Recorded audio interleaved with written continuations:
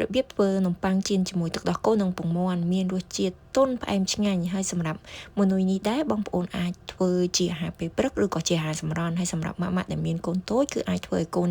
ញ៉ាំចាប់ពីអាយុ9ខែឡើងទៅចាអញ្ចឹងជាដំបូងឡើយសម្រាប់គ្រឿងផ្សំគឺខ្ញុំមានទឹកដោះគោរបស់យើងនឹងចំនួន150 មីលីលីត្រហើយខ្ញុំដាក់ស្ករអំពៅនឹងចំនួនកន្លះស្លាបព្រាបាយហើយយើងកូរច្របល់វាលាយចូលគ្នាមកហើយជាបន្ទាប់មកទៀតខ្ញុំមាននំប៉័ងប្រទេសរបស់យើងនឹងចំនួន1ប្រទេសសម្រាប់នំប៉័ងដែលខ្ញុំប្រើនេះវារាងក្រាស់បើសិនមកបងប្អូនប្រើនំប៉័ងដែលមានបន្ទះរាងស្ដើង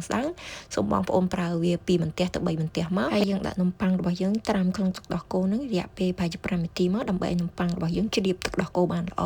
ជាបន្ទាប់មកទៀតខ្ញុំមានពងមាន់របស់យើងចំនួន1គ្រាប់ពងមាន់នេះដែរគឺយើងវាយវាបានបែកល្អហើយយើងយកវាមកស្រោចលាយជាមួយនំប៉័ងរបស់យើងទុកវាមួយសន្ទុះមកដើម្បីឲ្យនំប៉័ងរបស់យើងបានជ្រាបពងមាន់ល្អឥឡូវយើងចាប់ផ្ដើមចៀននំប៉័ងរបស់យើងដោយខ្ញុំប្រើប៊ឺចំនួន1កូនដុំតូចបើសិនមកបងប្អូនអាចប្រើប៊ឺបងប្អូនអាចប្រើប្រេងឆាឬក៏ប្រេងអូលីវក៏បានដែរយើងដាក់វាចៀនមកហើយនៅពេលដែលវាក្រៀមមួយចំហៀងហើយយើងប្រែត្រឡប់ទៅមួយចំហៀងទៀតគឺជាការស្រេចហើយសម្រាប់ផ្លែឈើដែលយើងញ៉ាំជាមួយនំប៉័ងចៀននេះបងប្អូនអាចប្រើផ្លែ strawberry ឬក៏ផ្លែ blueberry ដូចខ្ញុំក៏បានឬក៏បងប្អូនអាចប្រើជាមួយនឹងស្វាយទុំឬក៏ចេករបស់យើងក៏បានដែរទៅតាមចំណង់ចំណូលចិត្តនៅមុនពេលញ៉ាំបងប្អូនគ្រាន់តែតម្រៀបផ្លែឈើហើយបន្ទាប់មក